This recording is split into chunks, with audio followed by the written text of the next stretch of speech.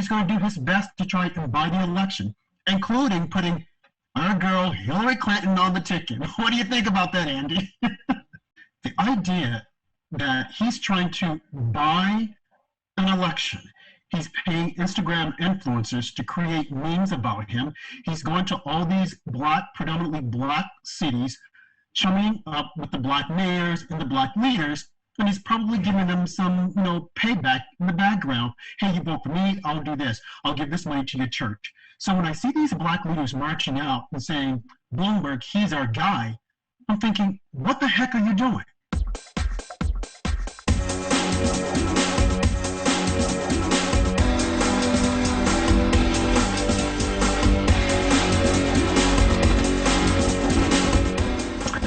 Hello, everybody, and welcome to another podcast of magAMedia.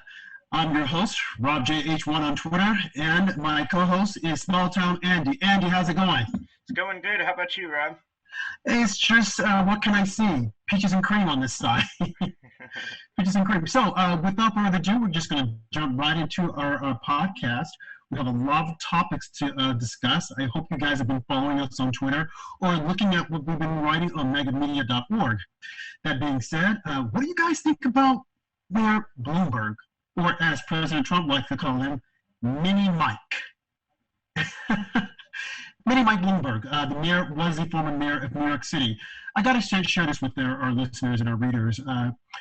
He was an okay mayor. He followed up what Mayor Giuliani had already established with stop and frisk.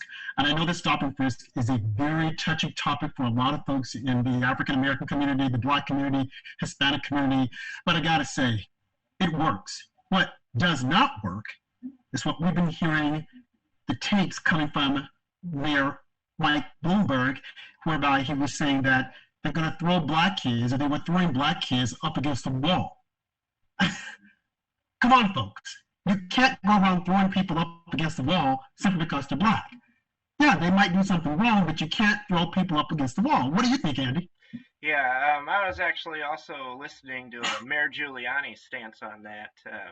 On his podcast, he mentioned that when he did stop and frisk, they only stopped around 100,000 people a year, and 55% of them actually had a knife or a gun on them. But when Bloomberg took over, it just went out of control. Apparently, Bloomberg took it from over 100,000 to over 600,000 stops and frisk in a year, and then the percentages really dropped because obviously they weren't catching the same percentage of people with the searches. So, yeah, just seems like he's in a heap of trouble. That tape that leaked yesterday, or a couple days ago now, and seems like the Democrats really are searching for a candidate with the black voters, because Bernie doesn't work for them, Mayor Pete doesn't work for them. They thought Joe Biden would work for them, and they're thinking Bloomberg is going to work for them. But how many of these tapes are going to come out before it's going to start hurting his image with the black community? Well, that's a good question. And aside from the tape, the idea that he's trying to buy an election, he's paying Instagram influencers to create memes about him. He's going to all these predominantly black cities, chumming up with the black mayors and the black leaders, and he's probably giving them some, payback in the background. Hey, you vote for me, I'll do this. I'll give this money to your church. So when I see these black leaders marching out and saying, Bloomberg, he's our guy, I'm thinking, what the heck are you doing?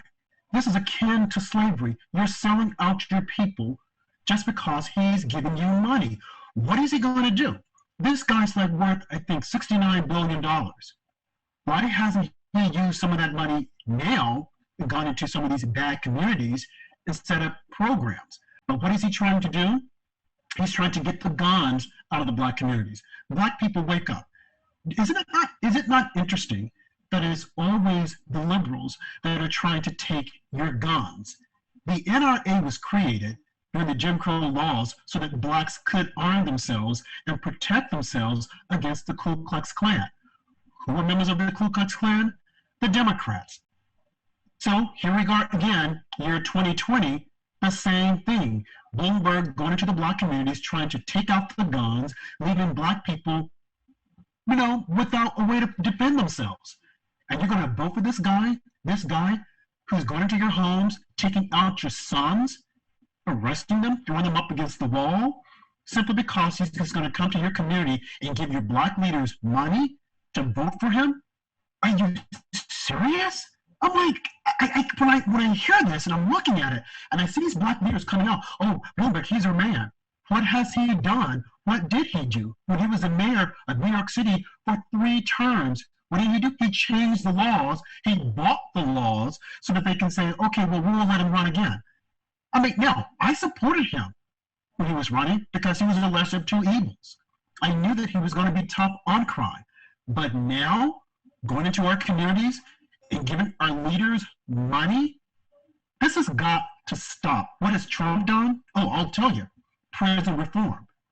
Okay, he's gone into the communities and created these empowerment zones, funding historical black colleges. Bloomberg is saying that he will do it. Well, Trump has done it. I mean, I say to my black brothers and sisters and Hispanic brothers and sisters, including my white brothers and sisters and Chinese, whomever you are, Bloomberg is not the man. Bloomberg wants to create a nanny state, and he's all chummy with China. He's making billions of dollars off of China. And he's telling everyone, oh, Xi Jinping, he's not a dictator. Really?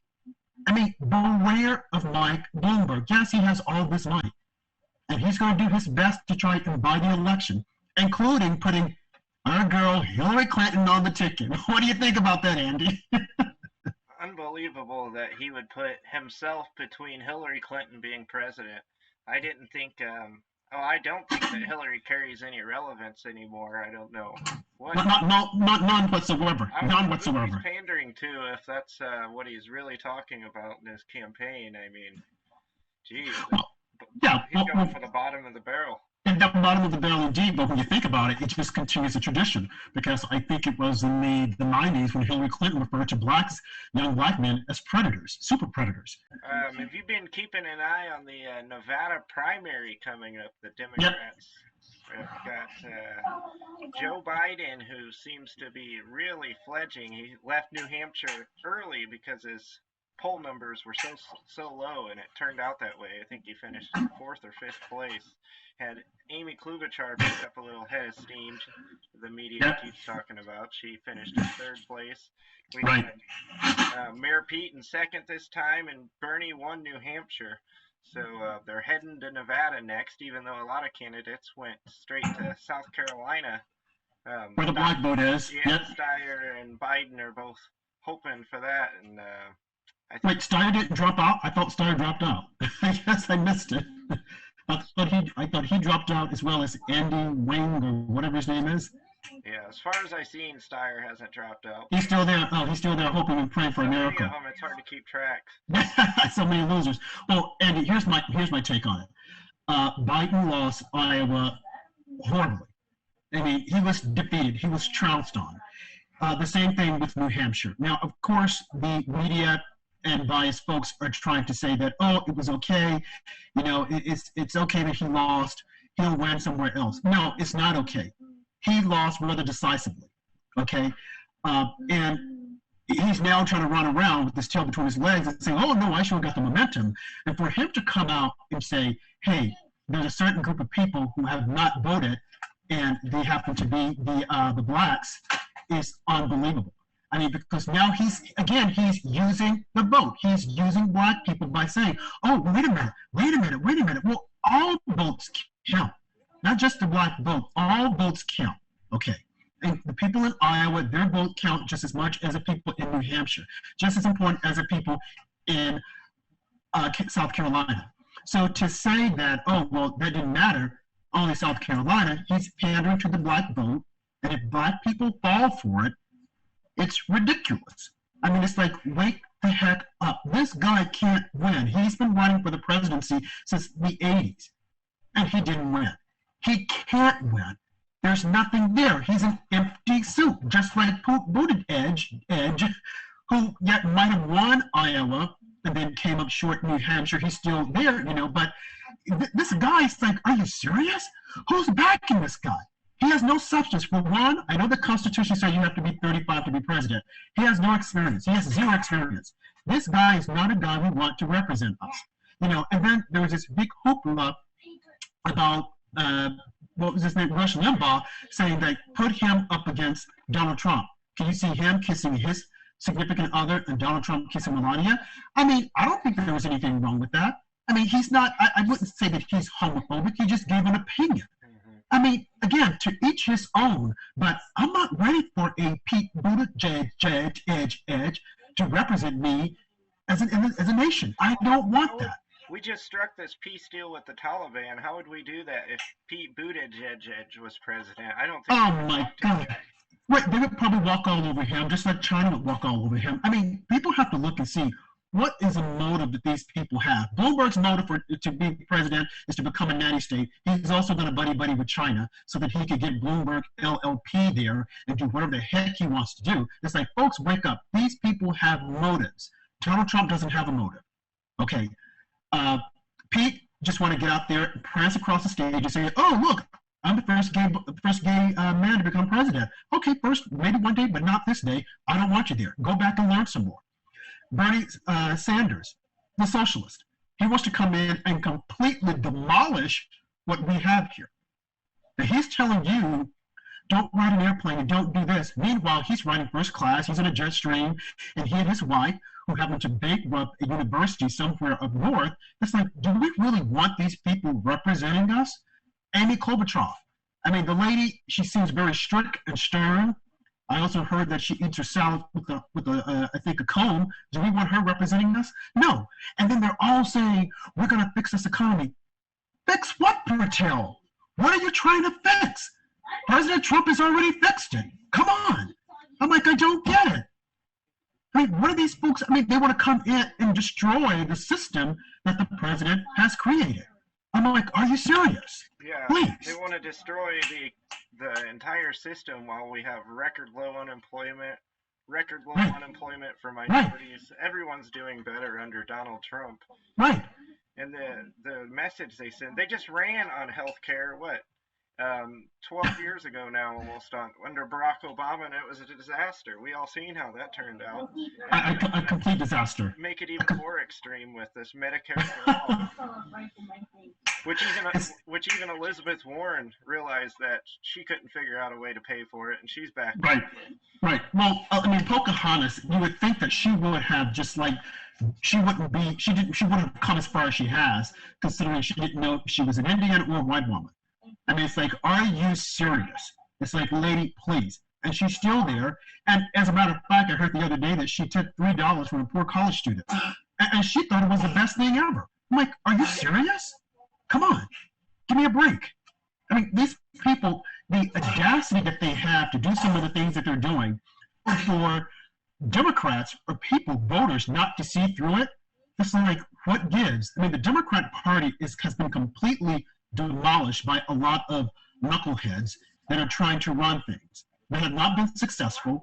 And the media, the liberal media, the fact that they will not report the facts that the economy is steady, baby, it is on fire, and that we are the envy of so many other countries. And then Bloomberg had the audacity to tweet that, oh, these countries are laughing behind Donald Trump's back. Oh, I don't think so, buddy. I mean, if they're laughing at themselves because we are the envy of those countries. They wish they had what we have, and time will tell. I mean, if any of those other guys, imagine if Hillary Clinton were in office right now, she would have already sold us off to China. Okay, she would have made all these crazy deals with Russia and with Ukraine, with oil. I mean, it's like at some point, people have got to just step back and say, wait, maybe I don't like Donald Trump's style, but what he's doing for us, what he's delivering, is phenomenal. I mean, the low employment for the past 50 years, it's like, folks, wake the heck up. Come on. It's unbelievable. Absolutely. And, the Democrats are hoping that since Nevada's another caucus, they don't have the same result as Iowa. I've heard panic in the media that the Nevada caucus could be another disaster. Yeah, no, Nevada will probably mess up everything just like Iowa. I mean, they're saying that they should get rid of the head of the DNC. I mean, truth of the matter is that they don't like caucuses, but they have them. And now they want to, like I said, poop all over Iowa because they can't count. They're finding votes all over. And now we're going to Nevada, and it'll probably be the exact same thing. It's like, what gives? I mean, these guys have been given orders as to we want to do this, we want to do that, and they can't follow the simple orders. It's like it's unbelievable. Okay, so Andy, Attorney General Barr, what do you think about what's happening and what he said to the ABC correspondent about Donald Trump needing to stop tweeting and that it's getting in his way of doing his job?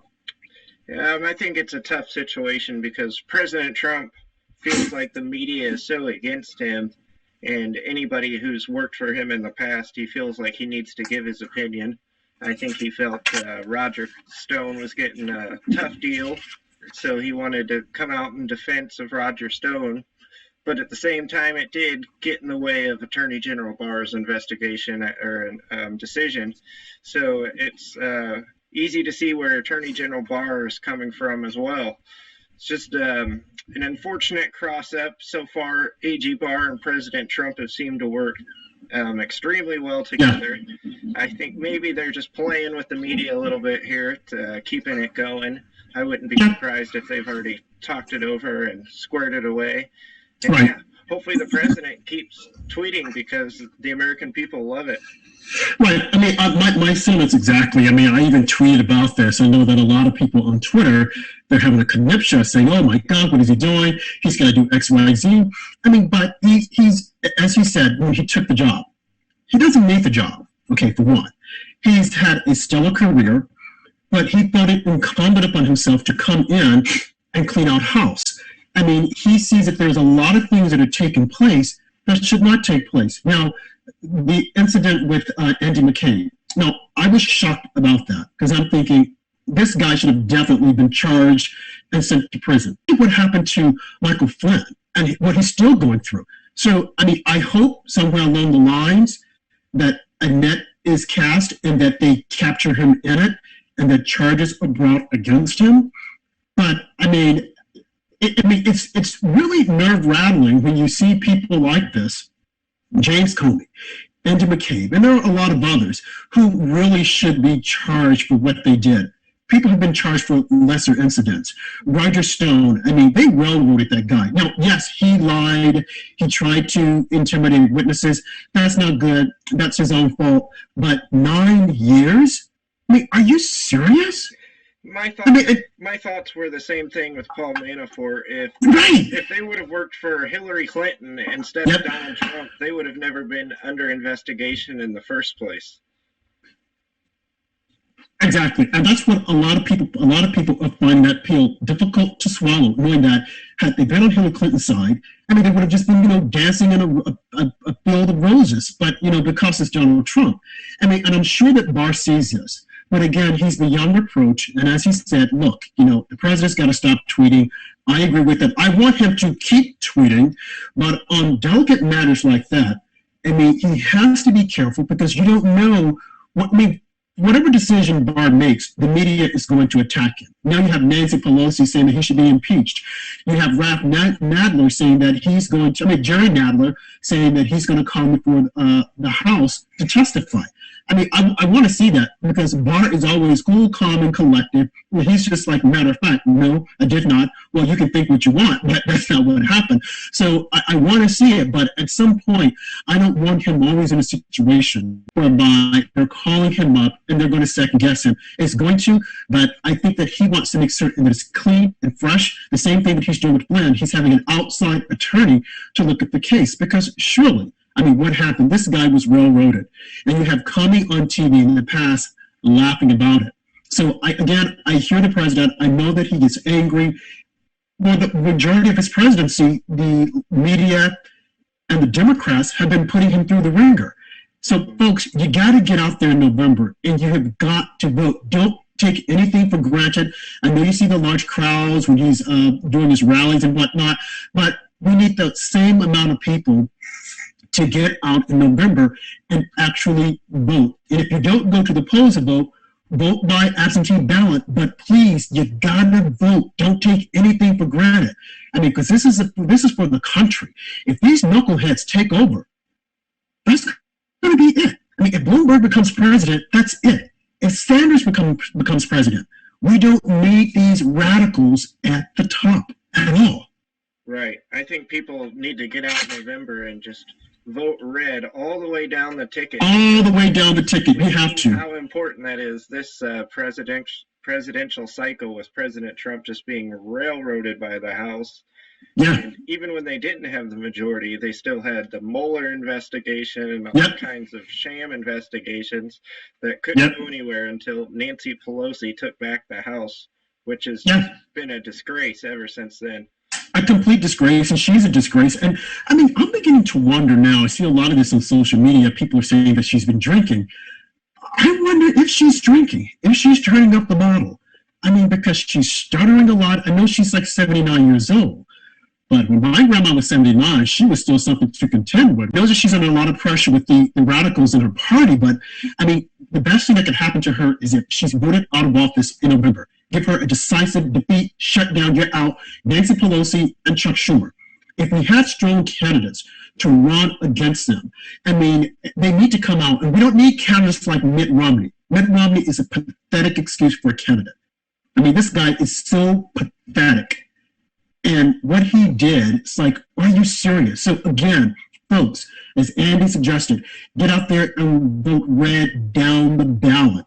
I mean, because we need to get these people out. And just speaking of red, I was seeing red when John Kelly came out and said that, spoke against the president and saying that what the president having Alex Vindman moved somewhere else is like it's a disgrace. If he were in the House, if he were still, chief of staff, he would have advised the president against it. Well, buddy, I'm glad, excuse me, that you're not the chief of staff.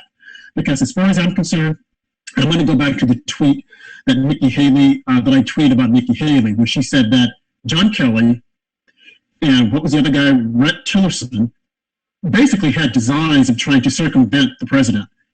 And again, these people are forgetting that we didn't nominate them. They might have their own opinions. Keep it to yourself. And if you can't serve and support this president 100%, then get the heck out of Dodge. We don't want you there. I don't need you there. I don't want to see you.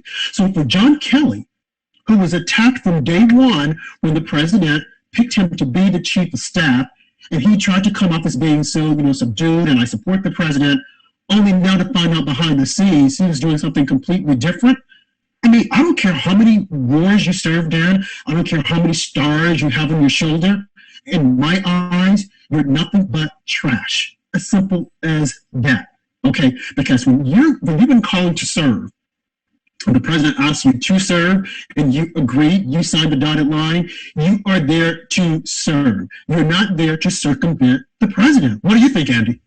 Yeah, it's really sad. I mean, respect to Kelly for his military service, but as we've talked about before, when President Trump first came into office, he did not have a lot of political experience. Right. So we had to hire a lot of these swamp actors. As far as I'm concerned, Kelly can go join Omarosa and the and the rest of the angry losers that got fired. Yep. Because they're nothing but vindictive little peons. Sticking up for the traitor Vindman? You got to be kidding me. That Vindman was a disgrace. It's a complete disgrace. Now, speaking of traitors and defending, what do you think about Michael Avenatti? That's a joke. Counts for Mikey so far. I'm still waiting for... He was supposed to be the savior. Yeah. He was supposed to be the savior for... I mean, I remember seeing, and I tweeted about this, he's supposed to be the savior for CNN and MSNBC. And I remember this one reporter on MSNBC, was so-called journalist, something rules. She was saying, oh, at one point I was tired of seeing this guy, but I think you've got a lot to say. Well, he has a lot to say behind behind the jail bars. And it's so interesting how Michael Avenatti and Michael Cohen are both, well, Michael Cohen is serving time. Michael Avenatti will soon be serving time. And these are the same men who kept saying that Donald Trump was going to be marched out of the White House in handcuffs. Man, karma is a B-I-T-C-H. What can I say? A biatch. It's hilarious. I mean, this guy, I mean, he was always on CNN as if though he was some subject matter expert. When in essence, he was a creepy porn lawyer peddling all these crazy stories about the president, and I know this, and I can be the president. I'm thinking, are you serious? Are they actually putting this guy out there? It was unbelievable. Yeah, I remember Nicole Wallace and Brian Stelter and Joy Behar on The View. Oh, yeah. They kept saying, Michael Avenatti is the only one man in America that Donald Trump is afraid of. It was a complete joke. I mean, here he was with a porn star, and he was trying to steal from her. And in the end, he'll be behind bars, and rightfully so. I mean, I don't wish that on anyone. I mean, I've never been behind bars, but I mean, just a little word of advice. Stick to yourself. Don't drop the soap, as they always say, because I'm sure they would have a field day with him because he can talk it up. Man. Let's not forget Jussie Smollett finally got indicted this week also. You know, and rightfully so.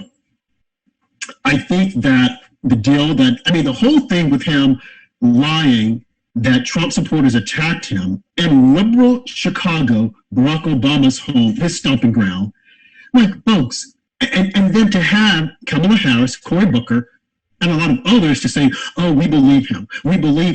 And they said it with such conviction and such passion. I'm thinking, are you serious? From day one, when I heard the story, the first thing that entered my mind is that he's lying. And I actually wrote about it in magAMedia.org. I said, hey, if this did happen, it shouldn't have happened. But if it did not happen, and I don't think that it did happen, I mean, this guy, he could have started a race war. I mean, with those accusations. And then for people to take it so, oh, well, look at what's happened in the past. What has happened in the past? He lied. Okay? Plain and simple. He stood before a camera and he made all these accusations that he was attacked, when in actuality, he paid someone to attack him and he attacked himself. This huge, I'm like, are you serious? And if the LGBTQ community should come out and denounce him, because these are what he did is a stereotype that people believe that gay people do, that they come out with all this hysteria to someone attack them, only to find out at the end of the day, it was a lie. So they should come out and denounce him and tell him, look, man, you lied. Own it. Simple as that. I'm like, and then the prosecutor, Fox, in Chicago, I mean, she should be impeached, kicked out. Since the Democrats love to impeach people, they should impeach her and kick her out. She should not be the prosecuting attorney in Chicago. No wonder Chicago is so messed up. And the mayor, Ms. Lightfoot, should come out and say, hey, we demand that she resign. But you see, it won't happen because all of these people are having this incestuous relationship. They're all in bed together. And I think sometimes literally, fundamentally, and literally in bed together. And I mean, it has to stop. Yeah. It has to stop. I thought that ever since Tim Fox let Jussie Smollett off the hook. I mean, we've seen the pictures of Jussie Smollett with Michelle Obama. Yeah. I think Barack Obama or maybe Michelle Obama obviously called in some favors, and Fox had to take the heat, and she just let him off the hook.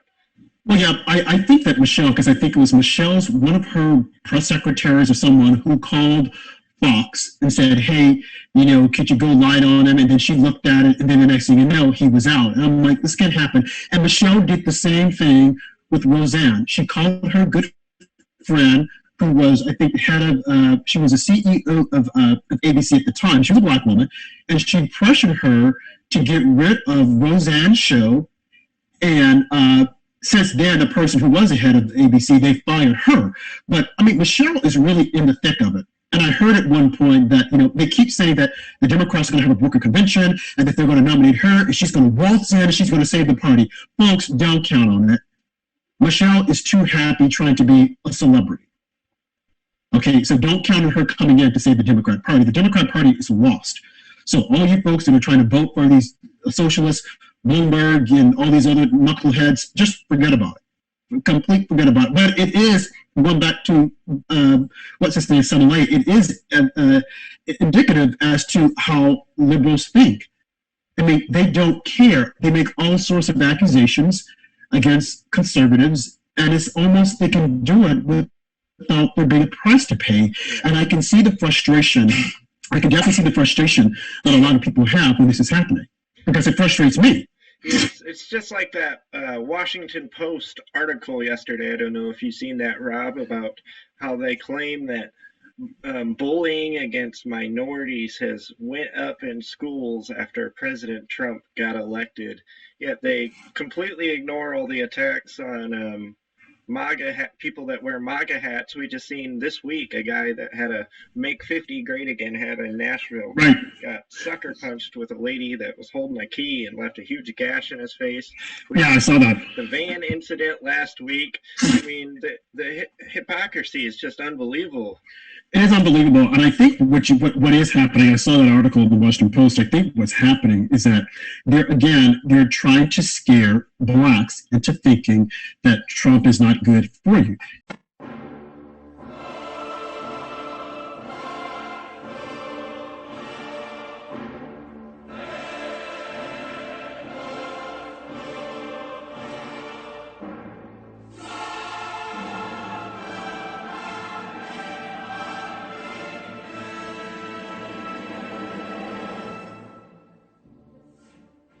Look at the record. Look at what he's done. I was listening to, I think it was Sean Hannity on yesterday, and he had Dr. Alveda King, and he had the lady that, had gotten Jill Johnson, and she was saying that, this is because of Trump. She was able to get out of jail early. They had petitioned Barack Obama, and Barack Obama looked the other way. Apparently, he didn't want to help her. Okay, because he was too busy having entertainers come to the White House. Whereas Donald Trump saw this. Donald Trump is a people's president. He is a man of the people. He feels and he sees the hardship that people are going through. So when I hear these people coming out saying that he's a racist, he's this, even Bernie Sanders, he opens up his rally saying there's a racist and a bigot in the White House. I'm like, Hillary Clinton isn't in the White House. So who are you talking about? I mean, the man is not, and he should be able to sue because what they're saying is so wrong. It is completely wrong. And for them to constantly say it, and for the media to constantly hype on it, when it's like, folks, it's so wrong. It's like, wake up. Don't allow them to paint a picture that's completely fake. The president is not a bigot. The president is not a homophobe. The president is not a xenophobe. He's not against Jewish people. His daughter-in-law, his daughter is Jewish. His son-in-law is Jewish. So I'm like, look at reality. And then he moved the embassy to Jerusalem. It's like, folks, look at the facts. Don't be blind by hatred. I mean, there's so much hate, I think, coming from the left that they can't see the light of day and they want to paint this president. And that's one of the reasons why I'm glad that he's on Twitter, because he fights back, he pushes back. Now, that might not be for everyone's taste, but imagine if he wasn't on Twitter. And the spin that the media would give. Go out and support this president on Twitter. You don't have to become vindictive or crazy and say you're going to kill someone. But when you hear these lies, tweet out the facts. Tweet out what he's done for blacks. Tweet out what he's done for minorities. Tweet out what he's done for the economy. I mean, he can't do it by himself. He is a good pitchman for himself. But I think that we, conservatives, Republicans, big supporters of President Trump, we've got to get out there. And we've got to be the standard barriers. And we have got to protect this president by shooting down all the lies, because between now and November, there's going to be a lot of lies coming out there, especially with Bloomberg, who's dropping billions of dollars. I heard that in every state where there's a primary, every other commercial is about Mike Bloomberg. Now, again, I'm sure he's a lovely man, but he's trying to buy the election. And you would think that in a democracy, the Democrats and liberals would be against it, but they don't care because they want anyone up there who can defeat Donald Trump. And I have a message to you, Mr. Bloomberg. If you're thinking about putting Hillary Clinton on the ticket, another all-white ticket, where are my fellow black leaders who would come out and say, Democrats all white? You love to say Oscar all white. Why would you say Democrats all white? I mean, I'm like, what's going on here? What is happening? Folks, you got to wake up and see that these guys are he's trying to buy the election and they're trying to mess it up. It has to stop. Yeah, I can't think of a faster way to ruin your candidacy than to bring Hillary Clinton into it. What will she bring to the table? I mean, Bill Clinton's going to try to suck up all the oxygen out of the room. I really personally can't see her playing second fiddle. I just can't see it. No, I wouldn't think that would be a smart move. A story that I just covered today, coming out of San Francisco, the liberal mayor of San Francisco, London Breed, has admitted to having an affair and accepting gifts from the city's disgraced homelessness chief, who is the center of FBI corruption probe for accepting kickbacks. Really? Some more corruption in San Francisco. The liberal mayor is pictured all over with Gavin Newsom and Nancy Pelosi, if you look her up. She's pulled a Katie Hill now, having an affair, and now accepting bribes from the man who's in charge of homelessness in San Francisco. Why isn't he spending this money on the homeless in San Francisco? You'd think they have to wonder. When is this community finally going to stick up for itself? Again, when we look at these large cities whereby the Democrats are at the top, it's a disgrace. Because you see what's happening, that they are still at the top, ruining a lot of our great cities. When you look at Mayor Bloomberg, not Mayor Bloomberg, but Mayor de Blasio, the New York City, homelessness has increased. Violent crimes is on the uptick. And then he just told us the other day that he's going to endorse socialist Bernie Sanders. Well, I'm not at all surprised that he's going to endorse Bernie Sanders. I mean, because that's how this guy rolls. I mean, he himself tried to run for the presidency, and he failed. So now he's going to endorse Bernie Sanders. I mean, folks, wake up. We can't allow these Democrats to continue running our city. We cannot continue to let them run our cities because they're ruining our cities. We've got to get people in our cities who are strong, who have an understanding as to where the city should go. And unfortunately, it is not the Democrats. Look at Chicago. They've had Democrats after Democrats after Democrats, and the city is still in the same shape. Now they're trying to pull something fantastic by having, we have the first gay mayor. And what has she done? What is she going to do? Violent crimes are still up in Chicago. Look at San Francisco. Homelessness. Look at Los Angeles. Homelessness. And this has got to stop. People, you've got to look at what's happening in our society. I mean, I'm sure that these are lovely people, but they should be lovely at home and at whole public office. And then once they've ruined the cities, what do? They then start leaving the city, and they start going to the conservative cities, and they start spreading their crazy propaganda. It has to stop. It has to stop. Listen to me, folks. It has to stop right now because there's a penalty to pay. Your actions have consequences. So again, as Andy said, vote red, come down the entire ballot. Red, red, red, red, red. Now, if you have a Mitt Romney there, overlook it. Don't vote for him. But as far as the others, you got to do what you got. You got to do. We got to protect this country. And clearly, these people are not going to protect the country. They're just not going to. Yeah, it's to the point where it's clear that even a bad Republican is better than a good Democrat. The way that they vote completely partisan. We've seen it in the House and the Senate. Yeah. Democrats just toe the party line regardless of the consequences. Look at Joe Manchin. Right. Yeah. I mean, they build this blue wall, and you can't penetrate it, and they will stay the course, and they keep going and going and going and going. It's like, stop. It has to stop. So when I say to our conservatives, we've got to do the same thing. We have got to do the same thing. We've got to be strong, and we can't be wavering. We've got to support this president. We've got to build a wall to keep out the illegals because the Democrats only want them here so that they can vote. Now, granted, I saw a story the other day whereby I think it was some state, I think it was in California, whereby they were giving illegals the right to get driver's license. Okay, now, driver's license. I would rather have them driving legally than illegally, but let's think about it. They're already here illegally. But if they're able to get an ID, why is it that blacks in these places can't get an ID to vote? I mean, we need voters registration. We've got to have it. It's just, because we can't have dead people voting. We can't have people who don't belong here voting. And because the Democrats are so concerned about Russia, you would think they'd say, wait a minute, we might have Russians that are coming here voting that we don't know about.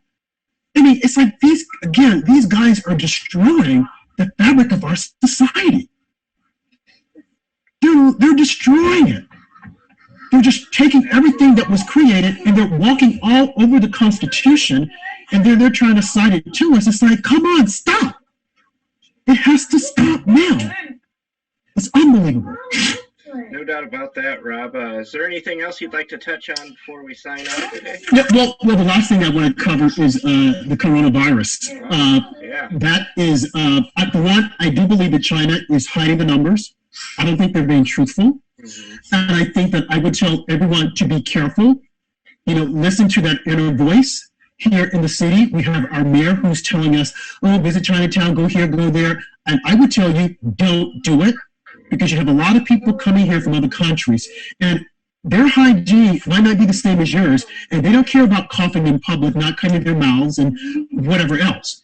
You have to protect yourselves. Again, I would say protect yourself. You have to.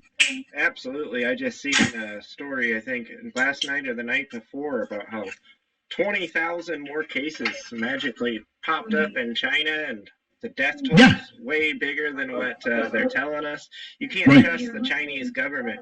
I've already heard that they're trying to use it in negotiations with President Donald Trump, saying that this is so bad for their economy that they're not going to be able to give America the cash that they thought they were able to give, and the trade. And I believe it. And I've always said that I think this is a manufactured play by the Chinese, this whole virus.